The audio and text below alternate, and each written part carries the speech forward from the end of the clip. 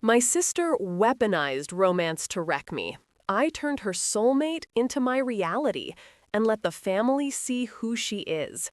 The scent of white roses always made me feel nauseous. Not because I dislike flowers, I used to love them. But white roses were Caroline's favorite, and she used them as a signature on every conquest.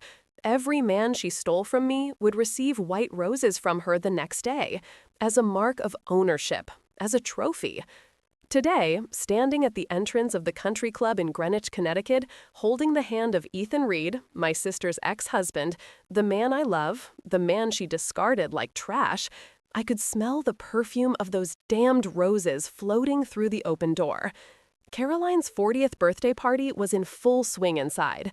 200 guests, French champagne, live orchestra, everything perfect, as it always was with Caroline.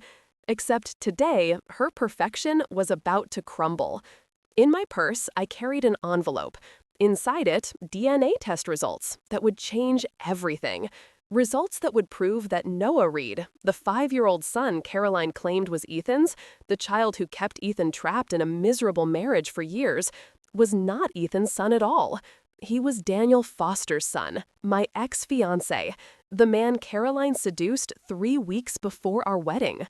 There's a difference between revenge and justice. Revenge is about making someone suffer. Justice is about revealing the truth. And sometimes, the truth is more devastating than any revenge could be. "Are you ready?" Ethan asked, squeezing my hand. His green eyes, the same eyes that made me feel safe for the first time in years, were filled with determination and something more. Love. Real love, not the manipulated, toxic version Caroline sold as romance. "I'm ready," I said. "Let's end this." We walked in together, and the world didn't immediately stop.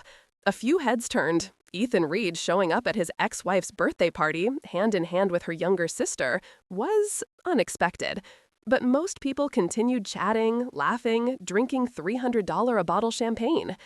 My eyes found my mother first. Margaret Hartman at 64 was still elegant, with perfectly coiffed gray hair and that diamond necklace Dad gave her for her 30th birthday. She saw me and froze, her champagne glass stopping halfway to her lips. Then I saw Caroline. My sister at 40 was stunning, she always was. Honey blonde hair falling in perfect waves, a red dress that probably cost more than my monthly rent, a radiant smile as she received well wishes. The queen of the ball, the perfect daughter, the woman everyone loved. The woman who systematically destroyed every relationship I'd had since I turned 18. She saw us. I saw the exact moment her brain processed it. Ethan, her ex-husband, hand in hand with Julia, her younger sister, whom she hadn't seen in 2 years. Her smile faltered for just a second before she recomposed herself. "Julia!" She walked over to us, arms open, as if we were best friends. "And Ethan!" Her eyes moved to our clasped hands. What a surprise. "Happy birthday, Caroline," I said, my voice calmer than I felt. "Thank you for inviting us," Ethan added, and there was polite venom in his tone. Caroline blinked. I didn't know you two were..." She didn't finish the sentence, but the implication hung in the air. "Together?" I completed. "Yes, for a year now. Funny how you find allies in the most unexpected places, especially when you've both been hurt by the same person." Caroline's smile was frozen now, her eyes darting between us, calculating, processing. "Julia, I don't know what Ethan told you, but..." I interrupted. "He told me the truth, something you never did." My father appeared. Robert Hartman at 67, still imposing, with his broad shoulders and a presence that commanded rooms. "Julia? My God, daughter, you're back." He hugged me, but there was tension in him. 2 years without a word. I said simply, "From certain people." He looked at Caroline, then at Ethan, clear confusion on his face. "What's going on here?" "This," I said, taking the envelope from my purse, "is what's happening. But not here. We need a private place. You, Mom, Caroline, Ethan, me, and Daniel." "Daniel?" Caroline paled. "Why does Daniel need to be there?" "Because," Ethan said, his voice hard as steel, "he has a right to know the truth about his son." The silence that followed was deafening. Around us, the party continued. Music, laughter, conversations. But in our small circle, time had stopped. "My son is yours," Caroline said to Ethan, but her voice was weak. "No," Ethan said, "he's not. And we can prove it." There's a moment before the truth explodes where everything is still possible. Where lies can still be kept, where facades can still be preserved. But once you cross that line, once you speak the words, there's no going back. The world changes irrevocably. Mom had her hand over her mouth, tears already forming. "Julia, what are you saying?" "I'm saying that Caroline lied about everything. About Noah, about Ethan, about me. And today, in front of the whole family, the truth will finally come out." Caroline was trembling now, her perfect veneer cracking. "You can't do this. Not here. Not on my birthday." "You did worse," I said, and my voice was surprisingly steady. "You destroyed my wedding 3 weeks before the ceremony, in front of 200 confirmed guests. So yes, Caroline, I can do this, and I will." Dad looked at Caroline, and for the first time, I saw doubt in his eyes. "Caroline, what is she talking about?" But before Caroline could answer, Daniel Foster appeared. Tall, brown hair, blue eyes I used to love. My ex-fiancé, the man who betrayed me with my own sister, now married to someone else, but still clearly uncomfortable in Caroline's presence. "Robert called me," he said it was urgent. "It is," I said, "very urgent. You'll want to sit down for this." We moved to a private room in the club, the manager's office, quiet and isolated from the party. Caroline, Ethan, me, my parents, and Daniel. 6 people whose lives were about to implode. "So," Dad said, closing the door, "is someone going to explain what the hell is going on?" I looked at Ethan. He nodded. It was time. 2 years ago, I began, I discovered Caroline in bed with Daniel, 3 weeks before our wedding. When I confronted her, Caroline claimed she was saving me from an unfaithful man, that she had tested him and he had failed. You, I looked at my parents, believed her. You said she was trying to protect me, even if misguidedly. "We thought," Mom started, but I raised my hand. "I know what you thought. You always think the best of Caroline, always believe her version. But the truth is, Caroline wasn't protecting me. She was collecting the men I loved as trophies, proving to herself that she was better, more desirable, more powerful." "That's ridiculous," Caroline said, but her voice was weak. "Is it?" Ethan stepped forward. "Because when Julia and I started talking, when we compared notes, we discovered a pattern. You did this before, Caroline, with her other boyfriends, at least 3 that we could confirm. And with me," Ethan continued, "you did something worse. You told me you were pregnant, that the baby was mine. And I, like the idiot I was, believed it. I married you. I spent 5 years raising Noah as my son." Daniel was pale now. "Wait, are you saying—" "I'm saying," Ethan replied, "that Noah is not my son, never was, and we have proof." I placed the envelope on the table. DNA test, done 3 weeks ago, comparing Noah's DNA with Ethan's DNA.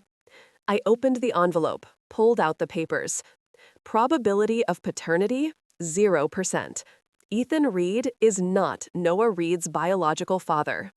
The silence was absolute. Mom was sobbing. Dad was white as paper. Daniel looked like he was about to faint. And Caroline was finally completely exposed. "But if Ethan isn't the father," Daniel said slowly, "then who?" "You," I said, looking straight at him. "You are Noah's father. Your affair wasn't just one night. It lasted months, and it resulted in pregnancy. A pregnancy that Caroline hid from you and attributed to Ethan." Daniel slumped into the chair, his breathing ragged. I have a son? A 5-year-old son I never knew? You do, Ethan confirmed, and I spent 5 years raising him, loving him, believing he was mine, while Caroline knew the truth the entire time. All eyes turned to Caroline. She was leaning against the wall, tears streaming, her composure completely shattered. Why, Mom whispered, why would you do that? And Caroline, my sister, the woman who had destroyed so many lives, finally told the truth. Because I could. The silence after Caroline's confession was so heavy it seemed to suck the air from the room. Dad was the first to move, walking slowly to the window, his back to us, shoulders tense. Explain, he said, his voice dangerously low. Explain because I could. Caroline slid down the wall to sit on the floor, her $3,000 red dress spread around her like blood. She no longer looked like the queen of the ball. She looked small, broken. But I had learned not to trust appearances when it came to my sister. You don't understand, she began, her voice trembling. Growing up as Julia's older sister, always compared, always second best. No, I cut in, my voice harsher than I intended. Don't do that, Caroline. Don't turn this into a story about how you were the victim. But I was. She looked up, her eyes red. Don't you see? Julia was always the favorite, the baby, the creative one, the sensitive one. And I was just the responsible one, the one who had to be perfect, because no one paid attention if I wasn't. And there it was, the justification she had built in her mind, a narrative where her cruelty was self-defense, where destroying other people was just leveling the playing field. But pain doesn't justify harm, never justifies it. Mom walked over to Caroline, but not to comfort her. She stood still, looking down. Are you telling me you destroyed your sister repeatedly because you felt neglected? It wasn't just that, Caroline said. It was to prove that I was better, that I could have anything she had, anyone she loved. So you seduced them? Ethan said, and there was disgust in his voice. Every one of her boyfriends, every man she loved, you turned them into a competition. And with me? Daniel finally spoke, his voice broken. What was I? Just another trophy? Caroline looked at him, and something passed through her eyes. You were different. I genuinely felt something for you. But you were going to marry her, and I couldn't let that happen. So you slept with me, Daniel said, got pregnant, and let me believe it had been a mistake, that I had betrayed Julia in a moment of weakness? It was weakness, Caroline said. You chose to come to my bed. You manipulated me. Daniel stood up, his voice rising.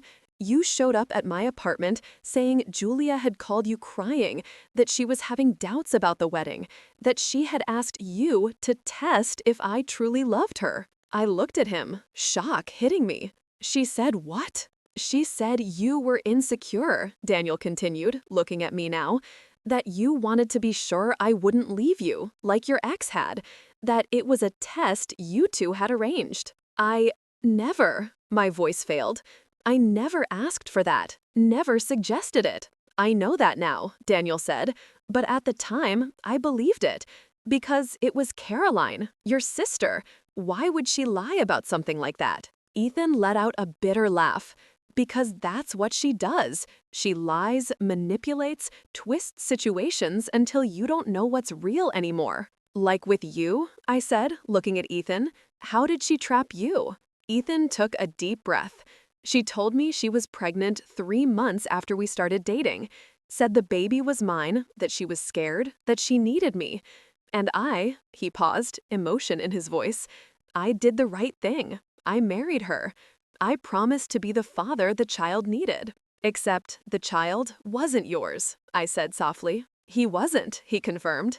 And for 5 years, I wondered why Noah didn't look like me. Why he had blue eyes when Caroline and I have green eyes. Why his blood type didn't match mine. Caroline always had excuses. Genetics are complicated, he takes after his grandparents, these things happen. But you started to suspect? I said. I did, especially after Caroline filed for divorce. She said she didn't love me anymore, that it had been a mistake, that she needed to find herself. And I thought, if she's leaving me, why would she insist on full custody of Noah? Why would she fight so hard to keep me away from him? There's a type of cruelty that goes beyond physical betrayal. It's the cruelty of making someone love a child as their own, raising that child, forming unbreakable bonds, and then revealing that it was all based on a lie, that the love you feel is real, but the biological connection never existed. So you took the test, Dad said, still with his back to us. I did, confirmed, without telling Caroline. I took a DNA sample from Noah during a visitation weekend, sent it to a lab, and when the results came back, his voice broke. When they came back saying 0% probability of paternity, my world fell apart. And you found me, I said. I agreed. Because I needed to understand, needed to know if Caroline had done this before, if there was a pattern. And Julia, he looked at me, love in his eyes. Julia told me everything.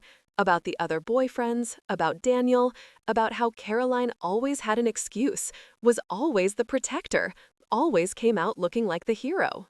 And we started putting the pieces together, I continued.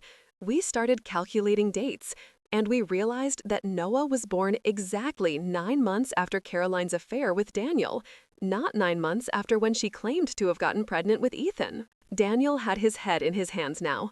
I have a son I never knew, who calls another man Dad. A son whom I love, Ethan said, and there was raw pain in his voice, whom I raised, who calls me Daddy.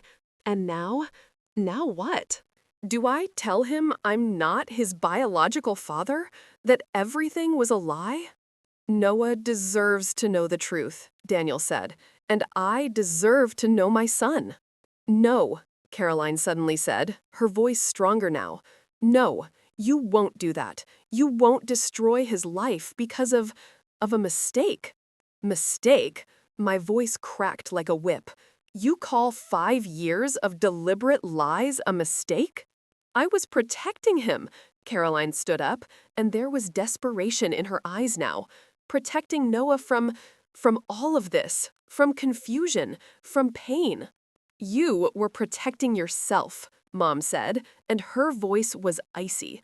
Protecting your lies, your perfect facade. Mom, please, Caroline began, but Mom raised her hand. No, don't call me Mom now.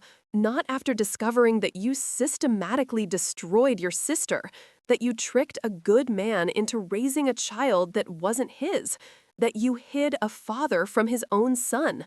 Tears streamed down Mom's face. Who are you? Because you are not the daughter I raised. I am exactly the daughter you raised, Caroline said, and there was bitterness in her voice now. I am the product of always being compared, always being the second option, always having to be perfect to be noticed. That's a lie. Dad finally turned around, and there was anger in his eyes. We loved you both equally, always did. No, Caroline said, you loved Julia. I was just tolerated. The responsible daughter. The one who never caused trouble because she knew if she did, she'd be replaced. And maybe there was truth in that. Maybe our parents really had favored the younger, more sensitive, more needy daughter. But that didn't justify it. Never would justify what Caroline did. Because in the end, she had chosen cruelty over healing, destruction over growth. Even if that were true, I said, even if you truly were neglected, that doesn't give you the right to destroy lives, Caroline. It doesn't give you the right to use people as game pieces. And Noah? Ethan asked. What were you planning to do? Keep the lie forever? Never let Daniel know his son? Daniel doesn't deserve to know him, Caroline said. He's weak. He betrayed you, she looked at me, without hesitation. He doesn't deserve to be a father. But did Ethan deserve to be deceived? I asked. Deserve to spend 5 years loving a child you knew wasn't his? Ethan is a good father, Caroline said. Better than Daniel would ever be. I did everyone a favor. You did no one a favor, Dad said, his voice final. You served yourself, as you always did. The door suddenly opened. A woman entered, elegant, in her 30s, with a small child by the hand. Noah, 5 years old, brown hair, bright blue eyes. Eyes identical to Daniel's. Sorry to interrupt, the woman said. I recognized her as Amanda, Daniel's new wife, but Noah was looking for his dad, and someone said you were in here. She stopped, looking around the room, at Caroline on the floor, at Ethan with tears in his eyes, at Daniel, pale as paper, looking at the boy as if he were seeing a ghost. What's going on? Amanda asked. And Noah, innocent and oblivious, ran to Ethan. Daddy, why are you crying? Ethan knelt, pulling Noah into a tight hug. I'm okay, champ. Just a tough day. Noah looked around, his eyes landing on Daniel. Who is he? And in the silence that followed, we all realized there was no turning back. The truth had to come out, and an innocent child was going to pay the price for Caroline's lies. If you're enjoying this story, please like and subscribe to the channel. Share in the comments if you've been through something similar. Family secrets that explode and change everything. Amanda Reed, Daniel's new wife, looked around the room, her eyes narrowing as she absorbed the palpable tension. Daniel, what's going on? Daniel didn't answer. He was frozen, eyes fixed on Noah, on every detail of the boy's face, the shape of his nose, the curve of his smile, the blue eyes that were exact copies of his own. My God, Amanda whispered, and I saw the moment she understood. Daniel, this boy. Get out, Caroline said, her voice regaining some strength. Amanda, please, take Noah back to the party. This isn't his business. It's not his business? Ethan stood up, Noah still in his arms. He is exactly the business, Caroline. He is the center of all of this. Noah looked between the adults, confusion on his small face. Mommy? Why is everyone angry? There's a specific cruelty in using a child as a weapon. Noah didn't ask to be born of lies, didn't ask to be a pawn in Caroline's power game. But there he was, innocent and confused, about to have his world turned upside down. No one is angry with you, sweetheart, Mom said, coming closer. How about Grandma takes you for ice cream while the adults talk? I want to stay with Daddy, Noah said, clutching Ethan's neck. And those words, so simple, so innocent, broke something in Daniel. He let out a sound, half sob, half groan, and Amanda had to hold him. Someone, Amanda said, her voice trembling, needs to explain what the hell is going on. Now. Dad took a deep breath. Amanda, maybe it's best you sit down. I don't want to sit, she said, her voice rising. I want to know why my husband is looking at his sister-in-law's ex-husband's son as if... She stopped, the pieces clicking into place. No, that can't be. He is, I said softly. Noah is not Ethan's son. He is Daniel's son. Caroline was having an affair with Daniel 5 years ago, got pregnant, and made Ethan believe the baby was his. Amanda staggered, and Daniel held her. That can't be true. Daniel, tell her that's not true. I didn't know, Daniel said, his voice broken. Amanda, I swear, I didn't know. Caroline never told me. I thought, after everything exploded with Julia, I thought it had just been a mistake. One night. It wasn't one night, Caroline said, and there was something strange in her voice now. Resignation, perhaps? It was 3 months. 3 months of secret meetings, of lies, of you destroying my life, I finished. 3 months where you deliberately seduced my fiancé, got pregnant, and then pretended the baby was Ethan's. Why? Amanda asked, tears streaming now. Why would you do that? What kind of person? The kind of person who uses romance as a weapon. The kind who sees relationships as a competition. The kind who can't let other people be happy if she isn't. Caroline looked at him, and for the first time, I saw something beyond manipulation in her eyes. real pain, real shame. I never wanted to hurt Noah, she said.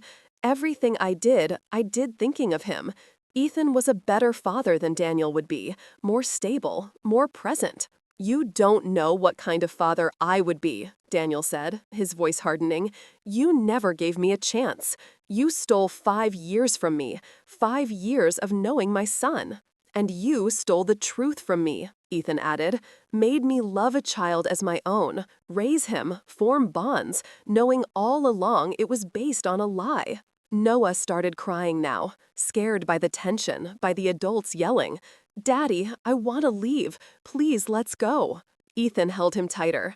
"I know, champ, I know, but we need to sort some things out first." "You won't tell him anything," Caroline said, panic in her voice. "You won't confuse him. He's too young to understand." "He'll have to understand eventually," Daniel said, "because I'm not going to disappear. That's my son." "He's my son too," Ethan said, and there was ferocity in his voice now. "I may not be his biological father, but I am his father in every way that matters. I was there when he was born. I changed his diapers. I taught him to walk, to talk, to ride a bike. You," he looked at Daniel, "are just a sperm donor." "That's not fair," Daniel said. "I would have been there if I'd known. I would have—" "You would have what?" Ethan cut in. "Left Amanda? Destroyed your new marriage? Or would you have done what's convenient and disappeared?" And there was the complexity no one wants to face. Daniel was a victim. Caroline deceived him, hid his son from him. But he was also an accomplice. He betrayed Julia, slept with her sister. And now, 5 years later, what did he truly want? His son? Or just not to be the villain of the story? "I don't know what I would have done," Daniel admitted, "but I deserved the choice. Noah deserved to know his true father." "I am his true father," Ethan insisted. "Biologically." "Biology isn't everything," Ethan yelled, and Noah flinched into him. Ethan took a deep breath. "Sorry, champ. Daddy didn't mean to yell." Mom came closer. "Ethan, let me take Noah, please. He doesn't need to be here for this." Ethan hesitated, then gently passed Noah to Mom. "Grandma will get you ice cream, okay? Daddy will be right back." "Do you promise?" Noah asked, his voice small. "I promise," Ethan said, and I saw his heart break with the lie. Because how could he promise anything now? How could anyone? Mom left with Noah, and Amanda followed her, muttering something about needing air. 6 of us remained: Caroline, Ethan, Daniel, Dad, me, and the weight of years of lies. "So, what now?" Dad asked. "How do we resolve this?"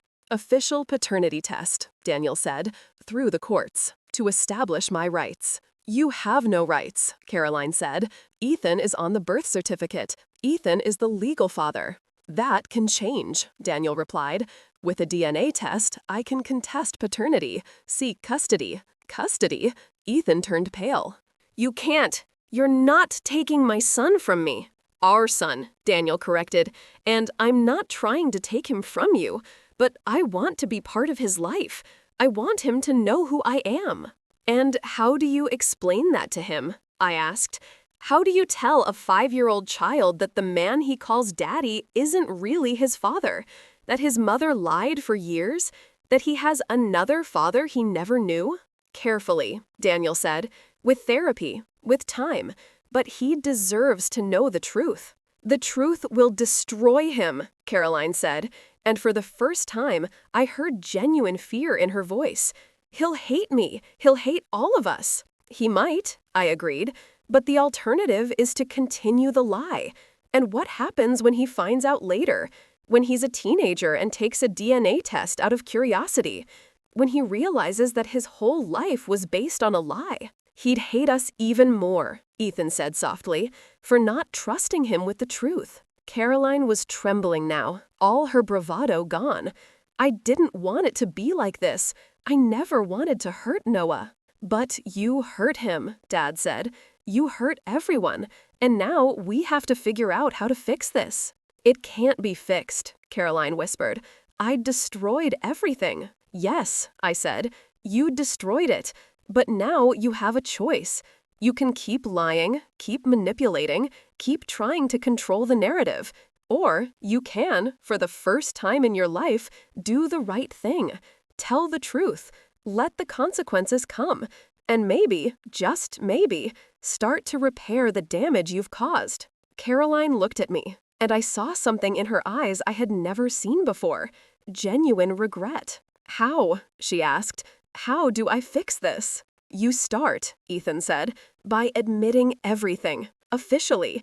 You sign documents acknowledging that you lied about paternity. You allow an official DNA test. You work with us, with me and Daniel, to figure out what's best for Noah. And you go to therapy, Dad added, real intensive therapy, because you need to understand why you did this, why you hurt the people you love. And you stay away from me, I said, completely. You don't try to contact me. You don't try to explain or apologize. You leave me alone to heal. Caroline nodded slowly, tears streaming. And if I do all that, is there a chance that one day we can have a family again? The silence that followed was heavy. I don't know, Mom said, returning to the room. She had listened through the door. But I know that without truth, without real change, there's no chance at all. So you decide, Caroline. Do you want a chance at redemption? Or do you want to continue being the person who destroyed your family? And Caroline, finally, made the only right choice she had made in years. I will do it, she said. Everything. I will do everything. 3 weeks after that devastating confrontation, we were all gathered in a family lawyer's office in Stamford, Connecticut. The room smelled of old leather and strong coffee, scents that always reminded me of difficult decisions and irreversible changes. Caroline sat on one side of the table, her lawyer next to her. She looked different, hair pulled back in a simple ponytail, no heavy makeup, discreet clothes. Smaller somehow, more real. On the other side were Ethan and his lawyer. Daniel and Amanda were there too, along with their lawyer. And I was in the middle, literally and figuratively, a witness to everything that was about to unfold. On the table between us was a document. Caroline's signed confession admitting she had lied about paternity. Official DNA test results confirming that Daniel Foster was Noah Reed's biological father. And custody proposals that would change a child's life forever. There are moments in life where you clearly see the before and the after, where you know that once certain words are spoken, certain papers are signed, nothing will be the same. This was one of those moments. Before we begin, Caroline's lawyer said, my client would like to say something. Caroline cleared her throat, her hands trembling slightly. I want to apologize, officially, to all of you. She looked at Ethan. Ethan, I stole 5 years from you. 5 years based on a lie. You deserved to know the truth from the beginning. Ethan said nothing, just nodded stiffly. Caroline turned to Daniel. Daniel, I denied you the right to know your son, to be present from birth. There's no excuse for that. There isn't, Daniel agreed, his voice hard. And Julia? Caroline looked at me, tears in her eyes. Little sister, I repeatedly destroyed your life. I used your love, your trust, your vulnerability against you. I don't expect forgiveness. I don't deserve it. But I need you to know. I see it now. I see what I did. And I will spend the rest of my life trying to be different. Words are easy, I said softly. Actions are what matter. I know, Caroline said. That's why I'm here. That's why I'm going to sign everything. Because actions are all I have left. The lawyer pushed the documents forward. So, let's begin. This is the proposed custody agreement. Ethan Reed maintains primary physical custody of Noah, given that he is the only father Noah knows. Daniel Foster receives progressive visitation rights, starting with supervised visits and eventually progressing to full weekends. And Caroline? Amanda asked, her voice tense. Caroline retains shared legal custody, but with conditions. She must continue intensive therapy, must undergo regular psychological evaluations, and must participate in family therapy with Noah when the therapist deems it appropriate. And when do we tell Noah? Ethan asked, the question everyone had been avoiding. The child therapist we had hired, Dr. Lisa Chen, stepped forward. I recommend a gradual approach. We start by telling Noah that Daniel is a special family friend. We allow them to build a relationship. Then, when Noah is older, perhaps 7 or 8, we begin to introduce the concept of biological father versus raising father. Isn't that lying again? Daniel asked. It's protecting, Dr. Chen corrected. Noah is 5 years old. He doesn't have the cognitive capacity to process the full complexity of the situation. If we force the complete truth now, we risk significant trauma. So when does he find out I'm his father? Daniel insisted. Gradually, Dr. Chen repeated. First, he learns that families come in different forms, that some children have 2 parents, some have 1, some have parents who raised them and different biological parents. We normalize before we personalize. There's a cruelty in having to plan how to destroy a child's reality, because no matter how gentle you are, how gradual, the truth will still hurt. Noah will still have to reconcile that everything he believed about his family was incomplete, and there was no way to avoid that pain. What if he hates me? Caroline asked, her voice small, when he finally understands what I did. He might, Dr. Chen said honestly. Anger is a normal response to betrayal, even for children. But with appropriate therapy, with consistent honesty moving forward, there's a chance that he will eventually understand that you made mistakes, but still love him. And there's a chance he may never forgive, Ethan added. You need to be prepared for that, Caroline. You might lose your son because of what you did. Caroline sobbed, covering her face with her hands. For the first time, I saw the real weight of her actions hitting her. Not the performance of regret she was so good at putting on, but genuine pain, genuine fear of consequences she couldn't manipulate. I know, she whispered, and I accept that. If Noah decides he doesn't want me in his life when he's older, I will respect that. Because I did this. I created this situation. Daniel leaned forward. And what about me? How do I build a relationship with a son who doesn't know I'm his father? How do I look at him knowing I lost 5 years? With patience, Dr. Chen said, with consistency. You show up every week at the agreed time. You are a reliable presence. You let Noah come to you in his own time. And Amanda? Daniel looked at his wife. How do we explain this to her? To our marriage? Amanda had been quiet since we entered the room. Now she spoke, her voice controlled but tense. We will go to couples therapy. We will process it. We will decide if our marriage survives this. Amanda, Daniel started. No, she cut in. Not now, Daniel. Now we deal with Noah, with what's best for him. Us and me, we deal with that later. The pain on Daniel's face was visceral. He wasn't just gaining a son, he was potentially losing a wife. There's one more thing, Caroline's lawyer said. Caroline wants to establish a trust fund for Noah, significant, for his education, his future needs, as a way of trying to compensate. You can't buy your way out of this, Ethan said. I know, Caroline replied, but I can ensure he has resources, that he never has to worry about money. It's the least I can do. The least, I said, would have been to be honest from the start. You're right, Caroline agreed, but I can't change the past. I can only try to do better moving forward. The lawyer pushed the final documents. So, if everyone agrees to the terms, one by one we signed. Caroline first, her signature trembling, then Ethan, then Daniel. Each signature a nail in the coffin of Noah's old life, a brick in the foundation of his new reality. When we finished, the lawyer collected the documents. That's all for today. We will file these documents with the court. Daniel, your first supervised visits begin next week. Everyone started to get up, but Caroline remained seated. Julia, can I speak with you? Just a minute. Ethan looked at me, questioning. I nodded. It's okay. I'll meet you outside. When we were alone, Caroline finally looked at me. You and Ethan, are you real? Or was this just part of the plan? It's real, I said. More real than anything I've had before. Good, Caroline said. And it seemed genuine. You deserve that. Deserve to be happy. I do, I agreed. And you, what do you deserve? Consequences, Caroline said simply. Loneliness, losing the people I love, all of it.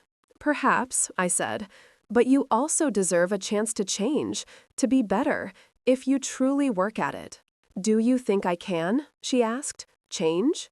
I don't know, I admitted, but I hope so. For Noah, because he deserves a mother who is honest, who is healthy, who doesn't use people as game pieces. I will try, Caroline said.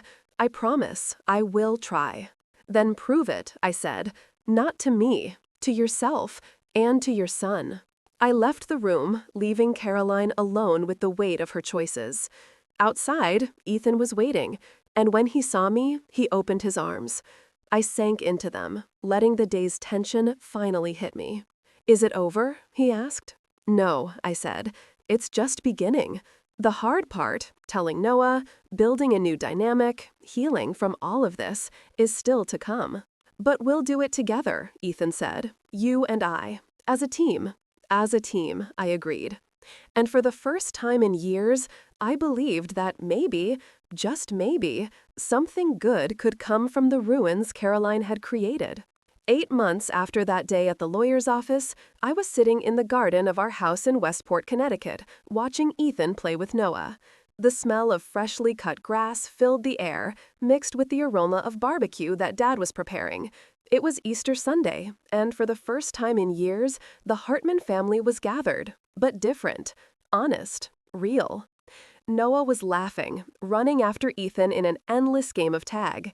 At 6 years old now, he had grown, taller, more articulate, more aware of the world around him, and more aware that his family was complicated. Aunt Julia, he ran to me, throwing himself into my lap. Did you see? I almost caught Daddy. I saw, hugging him. You're getting fast.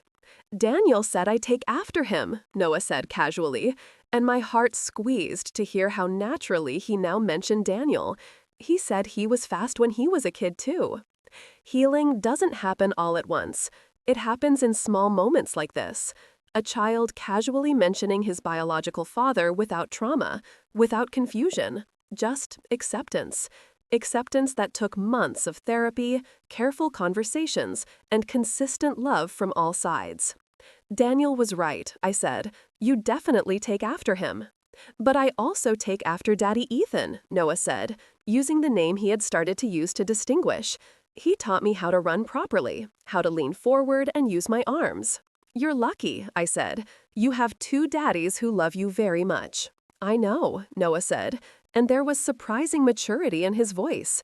Dr. Lisa explained, Daddy Ethan raised me, so he's my real dad. But Daniel made me, so he's my biological dad. And both count. Both count, I agreed, tears pricking my eyes. Noah jumped from my lap and ran back to Ethan. I watched, my heart full of something that could be hope. He's doing well, a voice said behind me. Daniel, holding a beer, Amanda beside him. Better than I expected. He's resilient, I said. Children are. It's not just resilience, Amanda said. It's because all of you did it right. Therapy, honesty, consistency. You put him first. She looked at me, and there was something in her eyes. Gratitude, perhaps. Thank you. For not letting this become a war. For working with Daniel instead of against him. Still, Daniel said, thank you. For everything. He walked away, going to join Noah and Ethan in the garden. I watched the 3 of them, biological father, raising father, and son, playing together. Not perfectly.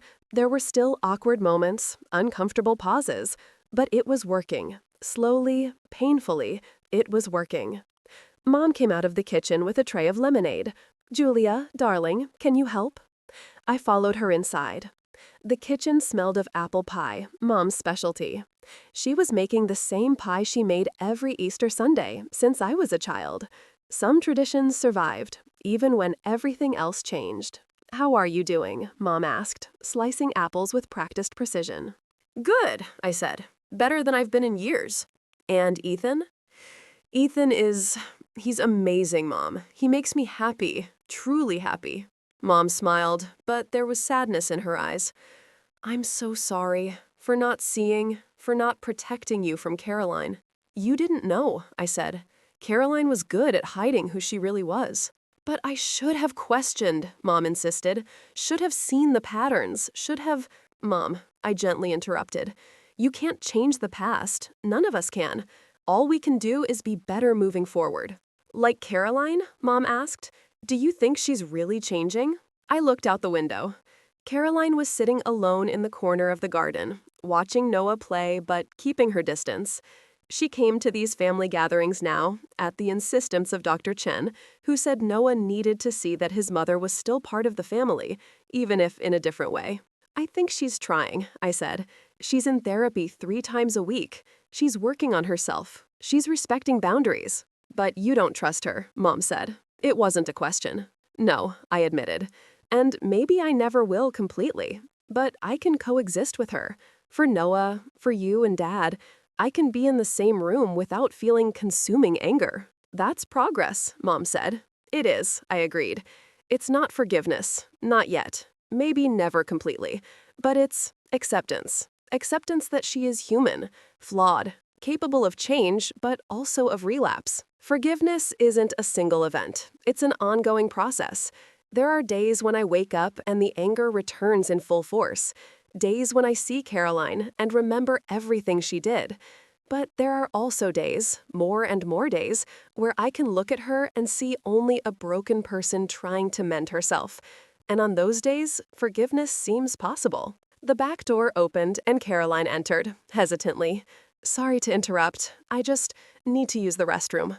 Of course, Mom said, but there was tension in her voice. Even after months, things between Mom and Caroline were still fragile. Caroline walked past us, stopped. The pie smells wonderful, Mom. Thank you, Mom said, her tone carefully neutral. Caroline looked at me. Julia, can I talk to you later? Just a few minutes. Okay, I said, surprising myself. After lunch, when Noah was taking a nap and the adults were scattered around the house in quiet conversations, Caroline found me on the porch. Thank you for agreeing to talk, she said, carefully sitting in the chair next to mine. What do you want, Caroline? I wanted to tell you I'm moving to Boston. I got a job there, a new beginning. My stomach tightened. And Noah? I've already talked to Ethan and Daniel, with Dr. Chen. Everyone agrees it's good for me to have distance, to build my own life instead of being trapped in the past. She paused. I'll still see Noah, alternate weekends, holidays, but day to day, he stays here, with Ethan, with you, with me. Caroline smiled, and it was a genuine smile. Julia, you are part of Noah's life now. He loves you, and I'm grateful for that. Grateful that he has you. Grateful that he has a stable, loving, honest family. Are you running away? I asked. No, Caroline said. I'm giving myself space to heal, to be better, so that when Noah is older, when he truly understands everything, I can be the mother he deserves. And what if you can't? I asked. What if you relapse, go back to old patterns? Then I lose him, Caroline said simply. And I'll deserve it. But Julia, I'm genuinely trying. For the first time in my life, I'm doing the hard work of truly changing. I looked at her, my sister, my betrayer, my family. There was still anger, there was still pain, but there was also something more. Compassion, perhaps. Or just weariness for carrying so much hatred. I hope you can, I said. For Noah and for you. Thank you, Caroline said. And Julia, I know I've said this before, but I'm so sorry. For everything. For every man I stole. For every lie I told. For making you feel less when you were always more. I know, I said. And one day, perhaps, I can truly forgive. But today, I can only accept your apologies and move forward. It's more than I deserve, Caroline said. She stood up, hesitated, then hugged me quickly. Be happy, little sister, with Ethan, with Noah, with the life you built from the ruins I created. You deserve all the best. I watched her leave, and for the first time in years, I didn't feel the weight of resentment. I felt lightness, freedom. Ethan found me on the porch minutes later. Did she tell you about Boston? She did, I said. How do you feel about it? Relieved, I admitted. And hopeful that she genuinely changes, that Noah can have a healthy mother eventually. Ethan pulled me into his arms. And us? How do you feel about us? I looked at him, the man who emerged from the worst moment of my life, who understood my pain because he shared it, who loved me not despite my past, but including it. I feel lucky, I said, because Caroline tried to destroy me using romance as a weapon, but in doing so, she unknowingly led me to you. And you showed me what real romance looks like. Not manipulation, not games, just love. Love, Ethan repeated, kissing my forehead. Real love, the kind that builds instead of destroys. Will you marry me? He suddenly asked. I blinked, shock hitting me. What? Marry me, he repeated, smiling. I know it's fast. I know we're still healing. But Julia, I don't want to wait. Don't want to waste any more time. I love you. Noah loves you. And I want to build a life with you. A real family. Honest. Based on truth, not lies. Tears streamed down my face now. Yes, yes, I'll marry you. He spun me around, laughing, and Noah appeared at the door, sleepy-eyed. Why are you shouting? Because, Ethan said, picking Noah up, Aunt Julia is going to marry me. She's going to be an official part of our family. She's already family, Noah said, confused. She's my aunt. Now she'll be more, Ethan explained. She'll live with us. She'll be there every morning for breakfast, every night at bedtime. Like a mom? Noah asked. If you want, I said carefully. I'll never try to replace your mother, but I can be an extra person who loves you, who is always here for you. Noah thought about it, his little face serious. Then he smiled. Cool. So I'll have Daddy Ethan, Daniel, Mommy, and you. Lots of people loving me. Lots of people, I agreed, my heart so full it ached. That night, after everyone had left, after Noah was asleep, Ethan and I sat on the porch watching the stars. Do you think Caroline will really change? He asked. I don't know, I admitted, but I hope so, for Noah, and because everyone deserves a chance to be better. And if she doesn't change, then we deal with it, I said, together, as a family. But I won't let the fear of what Caroline might do control my life anymore. I won't let the past poison my future. Our future, Ethan corrected. Our future, I agreed. In the end, Caroline tried to destroy me using romance as a weapon. She seduced every man I loved, collected them as trophies, proved to herself that she was superior. But in doing so, she unknowingly gave me a gift. She taught me that real love isn't about competition. It's not about proving worth. It's about choosing someone every day, even when it's hard. It's about building instead of destroying. And by forcing me to confront her lies, she led me to Ethan, a man who understands pain, who values honesty, who loves me not despite my past, but including it. So yes, Caroline destroyed me, but from the ruins, I built something better, something real, something she can never take away. This story shows us that sometimes the people who hurt us most are those who should protect us, that romance can be used as a weapon, that lies can destroy generations, that secrets have the power to implode entire families. But it also shows us that truth, however painful, is always better than a comfortable lie, that healing is possible, even from the most devastating betrayals, that family can be rebuilt in different, honest, stronger ways. Noah didn't ask to be born of lies, but with adults committed to honesty, therapy, and consistent love, he is thriving. He has 2 fathers who love him, a mother working to be better, an extended family that supports him. And Julia, destroyed by a sister who used romance as a weapon, found real love with a man who shared her pain. Together, they transformed tragedy into family, transformed lies into truth, transformed destruction into construction. If this story touched you, if you've ever been betrayed by family, if you've ever discovered secrets that changed everything, know this: you are not alone. Healing is possible. Truth is liberating. And real love, the kind that builds instead of destroys, exists. Subscribe to the channel for more stories of betrayal, discovery, and overcoming adversity. Leave in the comments, have you ever discovered a devastating family secret? How did you deal with it? And always remember, you cannot control the actions of others, but you can control how you respond. You can choose truth over lies, honesty over manipulation, construction over destruction. And that choice to be better, even when others are worse, is the most powerful victory of all. Final question for reflection. When someone uses love as a weapon against you, how do you respond? With revenge? Or by building something so genuine that their attempt at destruction becomes irrelevant? The choice was always yours, and always will be.